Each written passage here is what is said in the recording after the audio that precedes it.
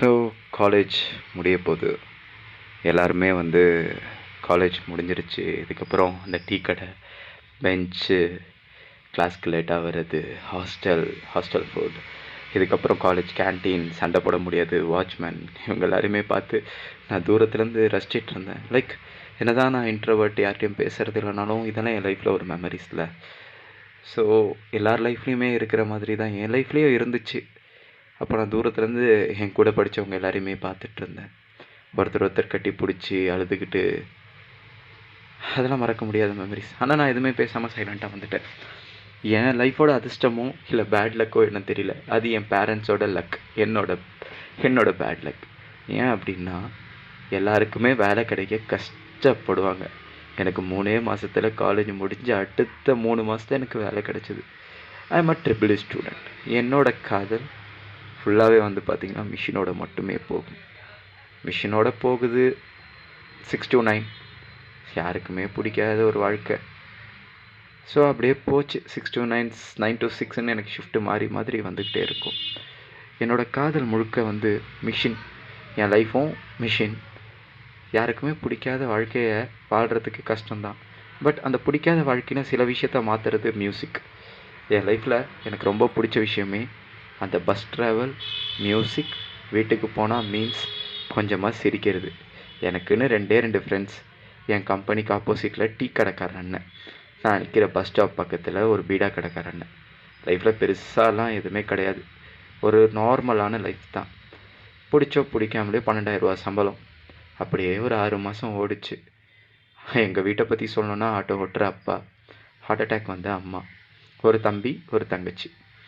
எல்லா குடும்பத்துலேயும் இருக்கிற மாதிரி தான் என் குடும்பத்துலேயும். நான் மிடில் கிளாஸும் கிடையாது, ஹையர் மிடில் கிளாஸும் கிடையாது. நான் லோயர் மிடில் கிளாஸ். மேலே ஏற கஷ்டப்படுற ஒரு குடும்பம். என்ன தான் கஷ்டம் இருந்தாலும் அந்த 12,000 ரூபா சம்பளம் என் குடும்பத்துக்கு போதுமானது தான்.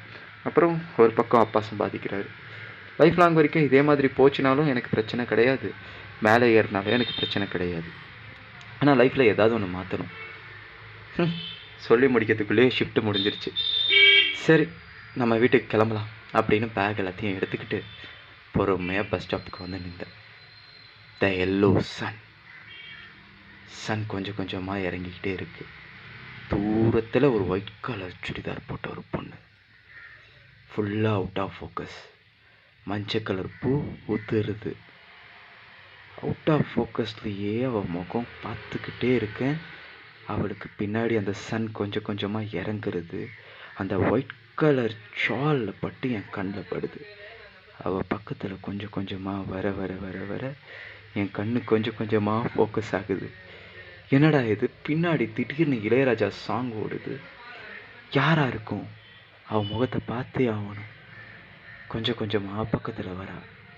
அவள் பக்கத்தில் வர வர என் முகமும் என் மனசும் என்னன்னு தெரியல, ஒரு ஸ்மைலும் ஒரு சந்தோஷமும் வர ஆரம்பிக்குது.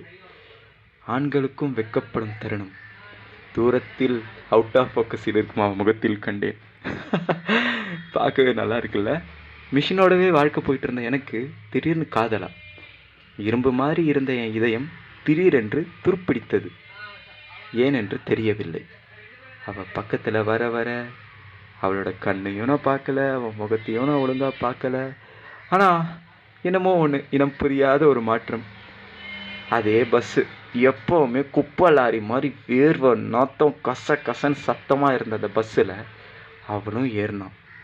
கடவுள் உங்களுக்கு எக்ஸ்ட்ரா போனஸ் கொடுத்துருக்காரு, அது எனக்கு இருக்குது. நான் ஏறுற அதே பஸ்ஸில் இத்தனை நாளாக வந்து போகிறேன், இவளை நான் பார்த்ததே கிடையாது. எப்போவுமே கசன்னு குப்பை லாரி மாதிரி இருக்கிற அந்த ஏரியா கசன்னு சவுண்ட் இருக்கும். ஆனால் அண்ணா ஒரு திருவாமியூர் அப்படிங்கிறது மட்டும் என் காதில் பக்காவாக விழுது. எவ்வளோ சத்தம் இருந்தாலும் அவள் அங்கே, அம்மா நான் வந்துக்கிட்டே இருக்கம்மா அப்படிங்கிற ரொம்ப பொறுமையாக சொல்கிற விஷயம் கூட என் காதில் விழுது. அந்த பஸ்ஸு அவள் போகிறதுக்கு முன்னாடி நான் இறங்க வேண்டியது. பட் அவள் போனதுக்கப்புறமும் நான் போய்கிட்டே இருக்கேன். எப்போவுமே வேலை முடிஞ்சால் எப்படா வீட்டுக்கு போவோம் அப்படின்னு தான் யோசிப்பேன். ஆனால் அன்றைக்கி மட்டும் எனக்கு ரொம்ப லேட் ஆகிடுச்சு. 9 to 6 தானே, 7:30க்கெலாம் வீட்டுக்கு போயிடுவேன். அன்றைக்கி 10:30 ஆகிடுச்சு. நைட்டு ஃபுல்லாக தூக்கமே இல்லை.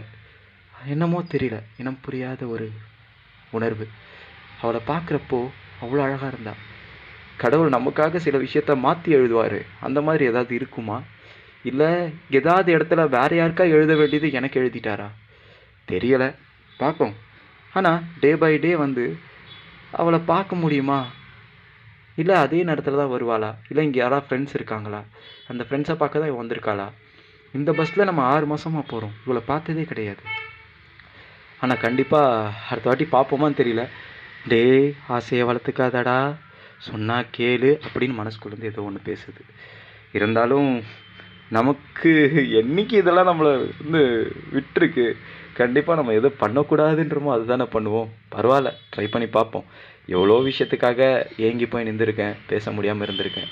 இது என்ன தோல்வியாக இருந்தா என்ன, வெற்றியாக இருந்தா என்ன, மோதி பார்க்காம இந்த வாட்டி இறங்கிடக்கூடாது. இறங்கி ஆகிறோம், மோதி பார்த்தே ஆகிறோம் அப்படின்னு அடுத்த நாள் 9:30 மணிக்கு. எப்போவுமே நான் டக்கு டக்குன்னு கிளம்பி போயிட்டே இருப்பேன்.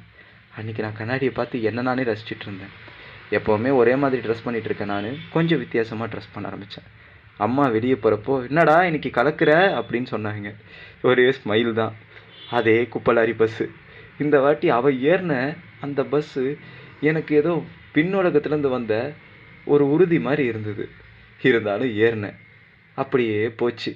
எப்படா வருவா, எப்படா வருவா, எப்படா வருவா அப்படின்ட்டு. எப்படா டைம் முடியும், எப்படா நான் போவேன் அப்படின்ட்டு. ஏன் பேட் லக், இன்றைக்கி 4:30 மணிக்கே ஷிஃப்ட்டு முடிஞ்சிருச்சு. அவளுக்காக ரொம்ப நேரம் வெயிட் பண்ணி பார்த்தேன், வரவே இல்லை. அதே குப்பலாரி பஸ்ஸு.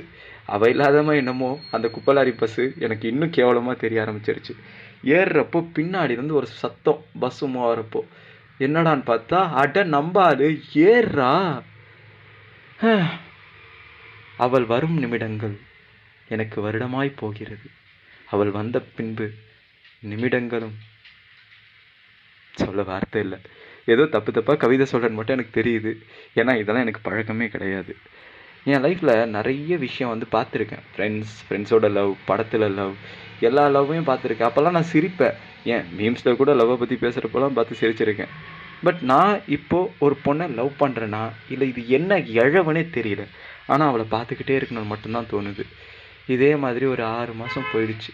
அவளை வெறும் பார்க்க மட்டும்தான் செய்கிறேனே தவிர அவகிட்ட பேசினது இல்லை. அவள் பேர் என்ன, இப்போ வரைக்கும் அவள் கண்ணை மட்டும்தான் நான் அதிகமாக பார்த்துருக்கேனே தவிர அவள் முகம் கூட எனக்கு சரியாக ஞாபகம் இல்லை. ஆனால் அவளை பார்க்குறப்போ ஏதோ இனம் புரியாத ஒரு ஏற்றம் இருந்துக்கிட்டே இருக்குல்ல. இன்றைக்கி கண்டிப்பாக பேசிடணும்னு மனசுக்குள்ளே இந்த 6 மாதமாக பார்த்து பேச முடியாமல் போயிடுச்சு. கண்டிப்பாக இந்த வாட்டி பேசியே ஆகணும். அதே 9 to 6 6 மணி ஷிஃப்ட்டு. இந்த வாட்டி லைட்டாக மழை, சன் கொஞ்சம் கொஞ்சமாக இறங்குது. அதே எல்லோ சன், அதே ஒயிட் சுடிதாரில் அழகாக வரா. ஆனால் இந்த வாட்டி இளையராஜா சாங் இல்லை, ஏஆர் ரஹ்மான் சாங் தான் பின்னாடி ஓடுது. அந்த சன் இறங்கிறதுக்கும் அவள் ஹேர் அந்த காற்றுல ஆடுறதுக்கும் அவ்வளோ அழகாக இருந்தா.